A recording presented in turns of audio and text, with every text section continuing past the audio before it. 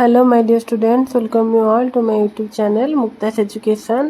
आज चल नवम क्लास ओडियार आम समर लर्निंग प्रोग्राम असाइनमेंट प्रश्न गुड़िकर उत्तर डिस्कसन कर लिखा। प्रथम प्रश्न देख पिला माने वंदे उत्कल जननी कवितारू कवि देशभक्तिर परिचय दियो। ठीक उत्तरटी देख ओडिया साहित्यर जड़े अनन्य प्रतिभा होउछंती कांतकवि लक्ष्मीकांत महापात्र। यही कालजयी स्रष्टांकर जन्म हुए 1888 मसीहा डिसेम्बर 9 तारिख माणबसा गुरुवार दिन। तांको पैतृक ग्राम थिला भद्रक जिला तालपदा ग्राम। तांकर अनेक सारस्वत सृष्टि मध्य गल्प बुढ़ा शंखारी, उपन्यास कणा मामू, लालिका, चटक चंद्रहास चंपू, प्रबंध, शरीर माद्य इत्यादि तांको अमर करि रखिछि।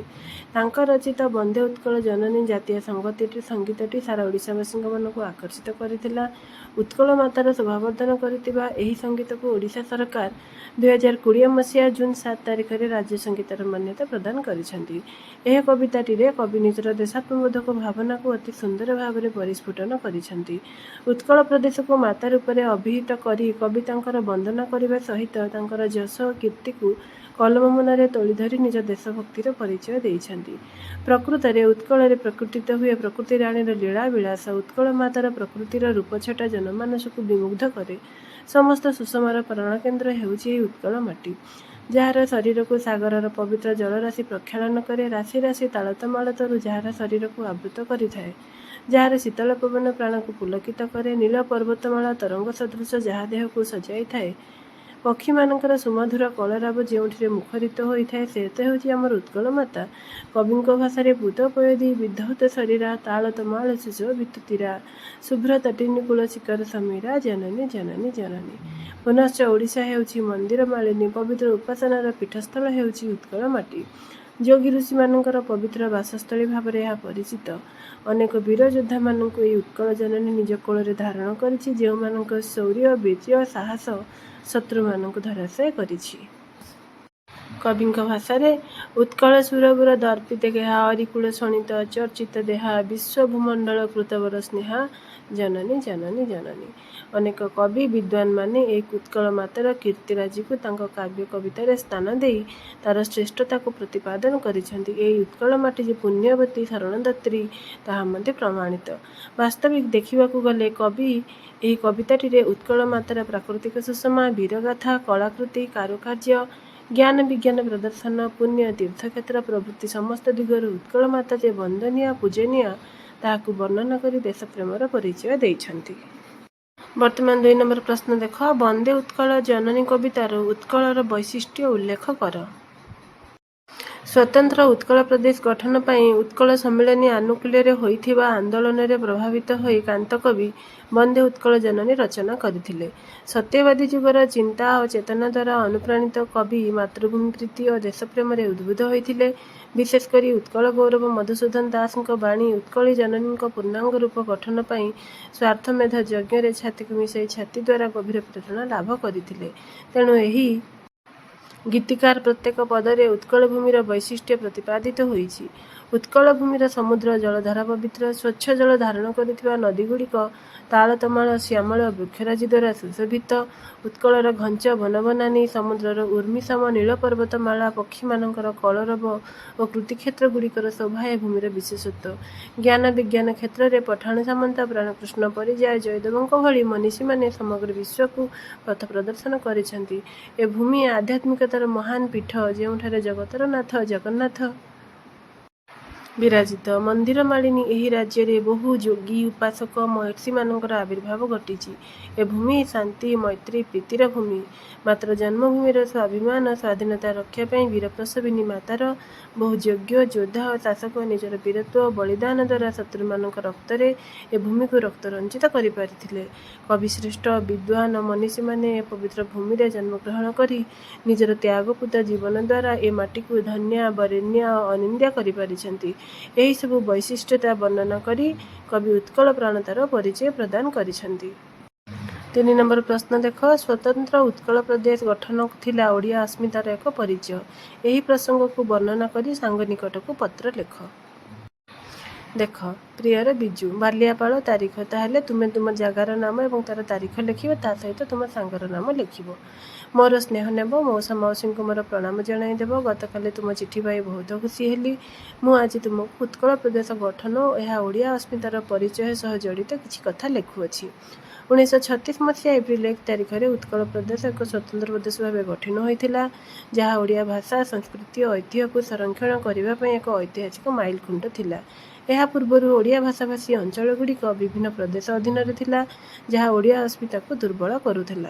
उत्कल गौरव मधुसूदन दास फकीरमोहन सेनापति गोपबंधु दास आदि महान नेता आक्रांत परिश्रम उत्कल सम्मिलन प्रयास यही स्वप्न साकार होता। स्वतंत्र उत्कल प्रदेश गठन ओडिया अस्मितार एक जागरण थिला। यह ओडिया भाषार साहित्य कला संस्कृति परंपरा को एक नुआ मान्यता देइथिला। आज ओडिशा यार समृद्ध जगन्नाथ संस्कृति नृत्य शिल्पकला विश्वव्यापी परिचित। यही गठन आमको आमर मूल सह जड़ित रहिबाकु शिखाइछि। तुमे मध्य एही गौरवमय इतिहास विषय आलोचना करी ओडिया अस्मिता को प्रोत्साहन दियो। यही विषय तुमर मतामत मो निकट को वर्णना कर लिखिब। इति तुमर प्रिय सांग बंटी। एठिरे पिला माने तुम निज ना लिखिब प्रेरक जगह तुमे तुम ना लिखिब और प्राप्तिश जगह तुम सांगर ठिकाना लिखिब। 4 नंबर प्रश्न लेख रचना लेख ग्रीष्म ऋतु। ताहले देख ग्रीष्म ऋतु रचना लिखा उपक्रम वर्षक 12 मास 6 ऋतु से ग्रीष्म ऋतु अन्यतम। बैशाख और ज्येष्ठ मास को ग्रीष्म ऋतु कहुए। यही ऋतु में प्रचंड खरा सहित झांझी पवन बही थाए। यही समय देहरु भीषण झाड़ बाहर शरीर क्लांत लगे और ठंडा पानी पीवा को इच्छा हुए। प्रखर खरा हेतु दिन 10टा भितर घर पदा को बाहर कष्टकर होता है। यही ऋतु में अनेक समय कालबैशाखी देखा दे थाए। फल हठात खूब जोर पवन बही गछ उपाड़ा सहित डालपत्र भांगी पकाए और वर्षा होता है। अपकारिता ग्रीष्म ऋतु में जलर अभाव देखा जाए। प्रचंड सूर्यताप नदी नाल पोखरी कूआ आदि जलाशय सुखी जाए। जलाभाव जो पशुपक्षी और मनुष्य समस्ते हैरान हुंती। गाँ गंडार लोक मैंने चाल घरे बास करुथिबारु अग्नि भयर डर रही है। ग्रीष्म प्रभाव में गछलतारू पत्र सुखी झरी पड़े फल चौदिक श्रीहीन देखा जाए।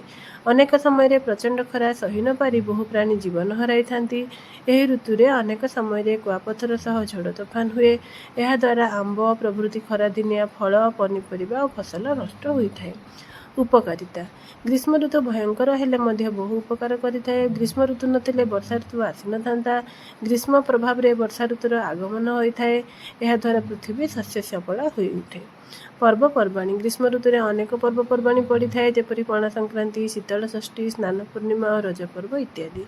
कर्ममय जीवन को सरस सुंदर करने सहित ग्रीष्म कष्ट को सामान्य लाघव करने आमे माने पर्वपर्वाणी पालन करी आनंद अनुभव करिथाउ। शेष कथा पृथ्वी रे जदि गोटे ऋतु लगी रुहंता तेबे जीवन शुष्क और निरस बोध हुंता। यह छड़ा लोक मानकर काम करने शक्ति कमी जाता। तेणु ग्रीष्म ऋतु कष्टदायक हेले मध्य यह द्वारा अनेक उपकार होता है और यही ऋतु वर्षा ऋतुर जन्मदाता अटे।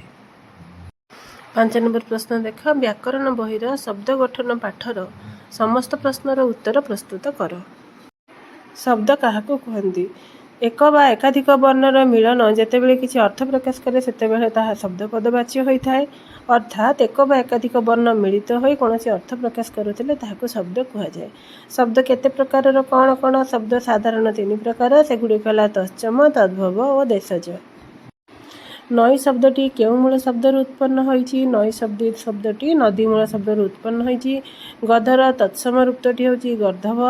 द्राविड़ भाषा आम भाषा को आसीथिबा 2टी शब्द है आरिसा और एंडुरी।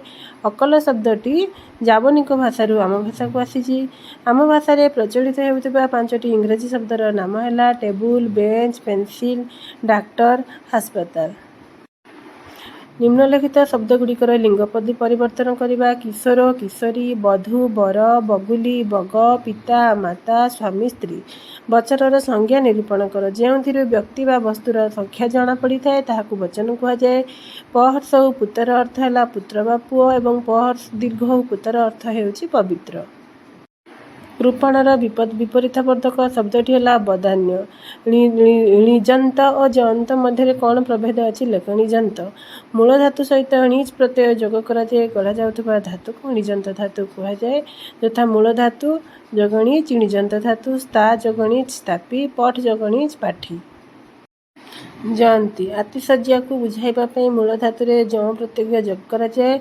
एथिरु जो धातुटी उत्पन्न हुए ताहाको कुआ जाए जौन धातु। यथा मूल धातु जोग जौन, जयंत धातु ज्वल जोग जौन जाज्वल्य, दीप जोग जौन देदीप्य।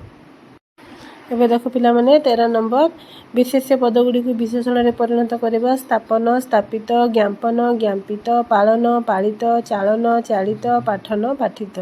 एवं 14 नंबर देख प्रत्येक धारे थिबा भिन्न धर्म शब्दटी को बाछि लेख। क धनरत्न, ख बंधु बांधव एवं ग हेब तमाशा। वर्तमान 6 नंबर प्रश्न देख कांतकवि लक्ष्मीकांतଙ୍କ समसामयिक कवि मानक नामर एक सारणी प्रस्तुत करी सेमानकर साहित्य कृति गुड़ी को लेख। ताहले देख कांतकवि लक्ष्मीकांत महापात्र सत्यवादी जुगर जड़े महान कवि थिले।